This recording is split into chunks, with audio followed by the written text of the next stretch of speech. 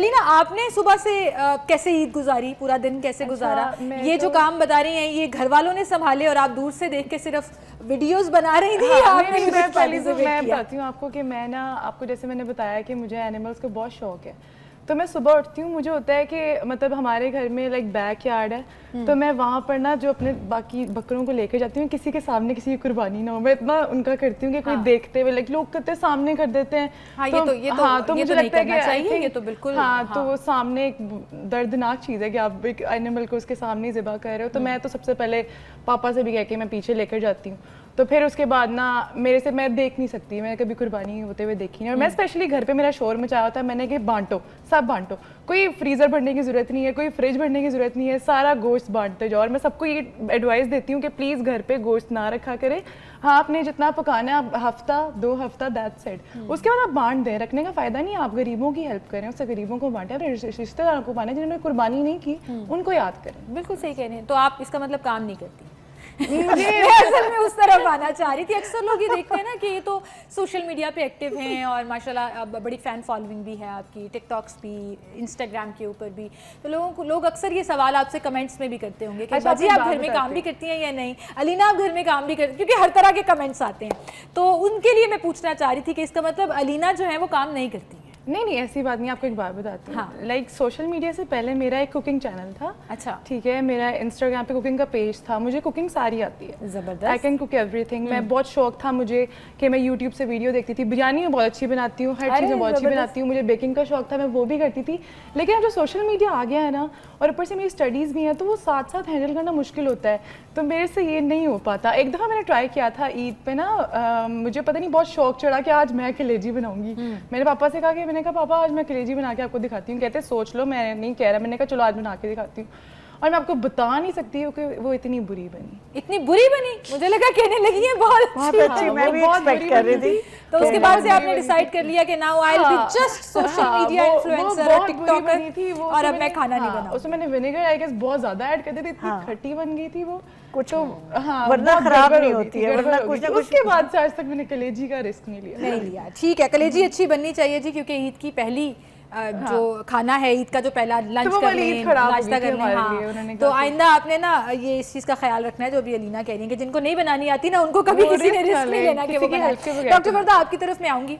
कलेजी से दिन आगाज़ होता है और फिर एंड पे मटन पुलाव या बीफ पुलाव पर जाकर ख़त्म होता है, जिसमें हम सब कुछ ही, हमारी कोशिश होती है कि आज ही के दिन खा लें, कीमा भी आज ही बनवा लें और उसके कच्चे कीमे के कबाब भी आज ही फ्राई करके खाना शुरू कर दें। ये मैंने एक्चुअली देखा है। बिल्कुल। तो इससे हम अपनी सेहत बिगड़ने से कैसे बचा सकते हैं, इस पर बात करेंगे। एक छोटी सी ब्रेक लेते हैं, दोबारा हाजिर होंगे, हमारे साथ रहिए।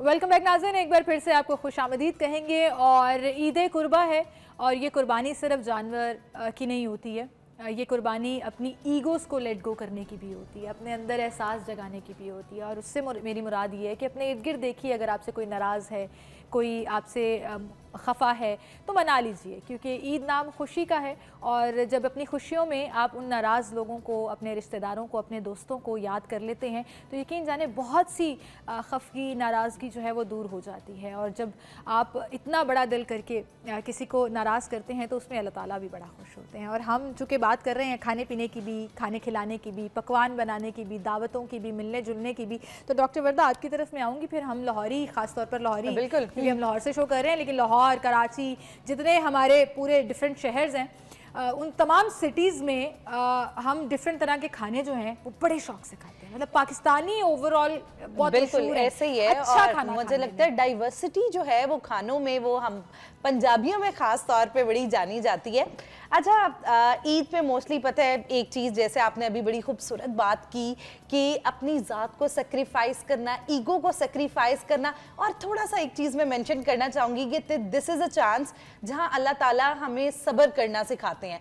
तो उसमें बहुत इंपॉर्टेंट है कि आप अपनी बॉडी के अंदर भी सब्र पैदा करें। और ये चीज बिल्कुल ना करें कि ये भी मेरा फेवरेट बॉडी पार्ट है जी गोश्त का, ये भी मेरा फेवरेट बॉडी पार्ट है, तो इसलिए ये अच्छा गोश्त है ना, ये हम लोग चांपे हैं, ये है, ये हम लोग अपने लिए रख लेते हैं। हमारा फलाना घर का बच्चा ये वाला चीज शौक से खाता है। तो देखिए जब कुर्बानी का नाम हम तो पूरी रान जो है ना बकरे की खास तौर पर, वो तो आंटी आप इस चीज पे बड़ा अग्री करेंगी इरम आपा कि ये जो बकरे की रान है ना, ये तो हम अपनी बेटियों के ससुराल में भेजना फर्ज समझते हैं, वरना तो नाक नीची हो जाएगी, उसका गोश्त भी नहीं कराते कि पूरी की पूरी रान दे के आओ ये अपनी बाजी के घर पे। तो ये जो एक ट्रेडिशन है ये मुझे आई डोंट अंडरस्टैंड। एक्चुअली इसमें ये होता है कि एक पूरा पता होता है कि हम कितना पोर्शन भेज रहे हैं।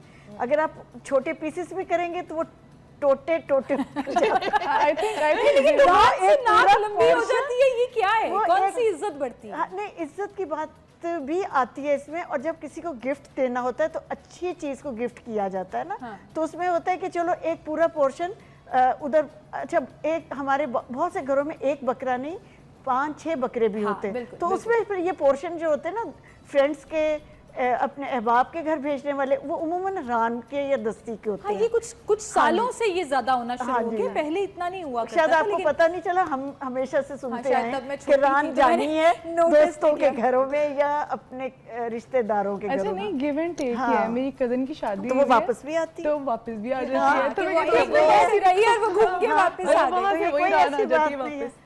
अच्छा लेकिन डॉक्टर वर्दा फिर क्या होता है कि अब आपका टॉपिक आ गया इसमें कि ये जो रान है ना, फिर ये पूरी रान रोस्ट होती है बाकायदा डिफरेंट रेस्टोरेंट्स के बाहर।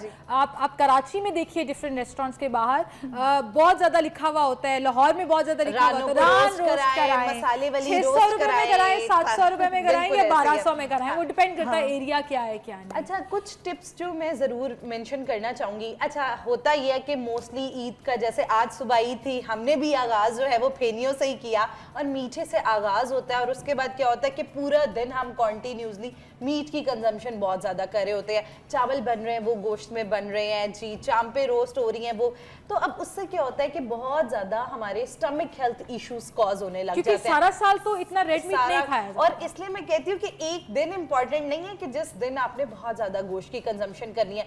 तो कुछ थोड़ी सी टिप्स हैं जो आपने ऐड ऑन रखनी है। एक तो आपने ईद पे, अब जैसे गोश्त का इस्तेमाल हम बहुत ज्यादा कर रहे हैं, पानी का इस्तेमाल मेक श्योर करना है, पानी का इस्तेमाल मेक श्योर करें। और उसके अलावा साथ कुछ चीजें ऐसी होती है, फाइबर का इंटेक जो कि हमारी डाइजेशन को बेहतर करता है। बहुत ज्यादा मीट की कंजम्पशन, अब जैसे आज तो पहला दिन है, कल से जो है वो मोस्टली लोगों को कॉन्स्टिपेशन, डायरिया और इस तरह लोग कंप्लेन करने लग जाएंगे। तो उसमें जरूरी है कि आप फाइबर का इस्तेमाल, सलाद का इस्तेमाल जरूर करें। प्रोबायोटिक्स, रायता जो है वो आप कोशिश करें लाजमी खाएं। और उसके साथ साथ एक चीज है, अगर आपने मीट का बहुत बड़ा पोर्शन खा लिया और साथ आप कार्बोनेटेड सोडास बहुत ज्यादा पी रहे हैं तो और गड़बड़ हो जाएगी और उसकी वजह से स्टमक इन्फेक्शंस होने का चांस बढ़ जाता है। तो इसके लिए आप लोगों ने कोशिश करनी है कि आप बिल्कुल मिंट मार्गरीटा पी सकते हैं। आप मिंट मार्गरीटा के अंदर कोशिश करें जैसे पानी डालें, उसी तरह उसे चिल्ड करें, कोल्ड ड्रिंक ना डालें, पानी का आप लाइम वाटर यूज कर सकते हैं। उसके अलावा फ्रेश फ्रूट्स की जूसेस की ऑप्शंस हो सकती हैं। अब तो जैसे वाटरमेलन है, पीच है, इतनी अच्छे फ्रूट्स आ गए हैं। दिस इज टाइम, पूरे साल का ये वो वाला टाइम है जहां आपको बहुत ज्यादा वैरायटी मिलती है। Exactly. तो आप उसको चेंज कर सकते हैं। ये तो बड़े लकी डेज में ईद आई है। और उसके बाद देखिए आपके जो गेस्ट आ रहे हैं उनको बीमार करके नहीं भेजना, कोशिश करनी है कि उनको ऐसी चीजें आप पिलाएं। ऑब्वियसली मीट का भी इतना पोर्शन ही कोशिश करें खिलाएं कि जिससे वो बीमार ना हो। बिल्कुल सही। अच्छा मेरी फैमिली में तो कोल्ड ड्रिंक के बगैर खाना कंप्लीट नहीं होता, मजा नहीं आता ना, लाइक कोल्ड ड्रिंक साथ होनी चाहिए। साथ बैठिए मुझे और आपको ना खड़ा कर देंगे। एक चीज कहूंगी कि इन अ ब्लू डाइजेस्ट नहीं होता हमसे कोल्ड ड्रिंक के बगैर। इन अ ब्लू मून अगर आपने जैसे ईद का रोज है तो आप कोशिश करें दिन में 3 टाइम लें, आप एक टाइम कर लें, एक टाइम कर लें कि आप ठीक है। बिल्कुल सही है। मेरी तरह मेरे जो नाजरीन है ना वो भी ऐसे सुन रहे हैं कि सही कह रही हैं आप, लेकिन हमारा गुजारा, वो अम्मियाँ कहती होती हैं कि निवाला नीचे नहीं जाएगा इनका जब तक कोल्ड ड्रिंक ना मिल जाए। अच्छा अब आपकी तरफ मैं आऊँगी। अभी मुझे एक बड़ी हैरानकुन बात आपने और मेरे साथ साथ नाजरीन जो है वो भी इस पे परेशान हो रहे होंगे, आपने कहा गोश्त धोना नहीं है। Exactly. आपने सेव कर, जो आपने पकाना है उस दिन उसको धो लेना है। हाँ वो तो जाहिर है, धो के वो धुल के फ्रीजर में रखना है, फ्रीजर में रखने के लिए। हाँ। उसमें होता है कि जब पानी लग जाता है ना गोश्त को, उसमें ब्लड भी होता है, तो उस गोश्त में बैक्टीरियाज डेवलप होना शुरू हो जाते हैं। जो ही पानी लगता है कुछ देर के बाद उसमें बैक्टीरियाज डेवलप होते हैं। अच्छा। क्योंकि गर्म होता है गोश्त ना। हाँ। तो इसलिए आप अगर धोएंगे नहीं और गोश्त को भी ठंडा करके 2-3 घंटे आपने पंखे के नीचे उसको ठंडा करके फिर उसके पैकेट बना के फ्रीज करना है। उसको और धोए बगैर पैकेट बनाने हैं। मैं इसलिए क्लियर कर रही हूँ कि धोए बगैर पैकेट फिर डिफ्रॉस्ट करें जब पकाने के लिए, फिर तब उसको धो लेना। अच्छा, ये तो घर का ज़िबा हुआ होता है, इसका कोई मसला नहीं होता है। अगर ना भी धोएं तो कोई ऐसी बात नहीं होती, कोई बाहर से नहीं आया, घर का ज़िबा हुआ है तो उसमें ऐसी कोई बात नहीं होती। लेकिन फिर भी अगर आप धोना चाहें तो उसको नमक और सिरका लगा के धो सकते हैं बाद में, लेकिन आपने पहले नहीं धोना। जो लोग सिरके में भिगो के रखते हैं और फिर निकाल के पैकेट बना के नहीं, वो नहीं, उसमें देखें फिर से वही बात आती है, आपकी सारी न्यूट्रिशंस निकल जाती हैं। आप सिरका आप हम लोग क्या सोच के सिरका डालते हैं ना कि इसमें से बू खत्म हो जाएगी, ब्लड खत्म हो जाएगा। तो वो जब आपके फ्रीजर में जाएगा तो फिर और दोबारा यही सब कुछ बिल्कुल ही उसमें आपका फ्लेवर चेंज हो जाएगा, गोश्त का फ्लेवर ही नहीं रहेगा। हम लोग कहते हैं ना बाज़-औक़ात के जी गोश्त का मज़ा नहीं आ रहा, या बहुत से लोग कहते हैं कि कुर्बानी का गोश्त हमें स्मेल आती है। तो उसकी चंद एक वजूहात होती हैं जिससे हम केयर नहीं करते और उसकी वजह से गोश्त में स्मेल आती है। जब हम बकरा ज़िबा करवाते हैं, ख्याल रखें कि उसकी जो स्किन उतर रही है। अच्छा, ये बीफ के लिए भी है, मतलब बड़े जानवर के लिए भी है और बकरे सबके लिए। जब हम उसकी स्किन को उतरवा रहे हैं तो वो स्किन वाला हाथ उसके गोश्त को ना ज्यादा लगे, उसको एहतियात से उतरवाएं, वरना स्किन की जो पास पोर्शन होता है, चर्बी होती है, उसकी स्मेल गोश्त में आ जाती है, वो तंग करती है। अब देखिए कितनी जल्दी गोश्त वो पक जाता है जो ताज़ा होता है। वो कितनी जल्दी गल जाता है ना, उसमें चीज़ें, वो गर्म होता है, वो खुद से पहले ऑलरेडी ताज़ा होता है, गर्म होता है। तो इसलिए अगर हम जब फ्रीज कर रहे होंगे उसको ठंडा करके, उसको पानी नहीं लगाना उसको। और कलेजी को भी मैं बता दूं, जब हम बनाने लगे तो आपने उसको धोना नहीं है, कलेजी को भी आपने, फेफड़े भी नहीं धोने। फेफड़े आप धो लें क्योंकि उसमें हमारे यहाँ थोड़ा सा होता है, उसको अलहदा से धो के फ्राई करके कलेजी के साथ डाल के पकाएं। अगर हम कलेजी को धो लेंगे तो वो सख्त होना शुरू हो जाती है। तो इसलिए कलेजी पकाने का भी एक थोड़ा सा तरीका होता है। डिफरेंट टाइप के टिप्स जो हैं वो आज हमें सुनने को मिल रही हैं, और जो खवातीन सुन रही हैं उनको एक मौका मिल जाएगा, एक और लंबी एक डिबेट शुरू हो जाएगी इस पे कि गोश्त धोना चाहिए या नहीं धोना चाहिए। बहरहाल मुझे कहा जा रहा है जी एक छोटी सी ब्रेक ले लें, तो ब्रेक लेते हैं, दोबारा हाजिर होंगे, हमारे साथ रहिए।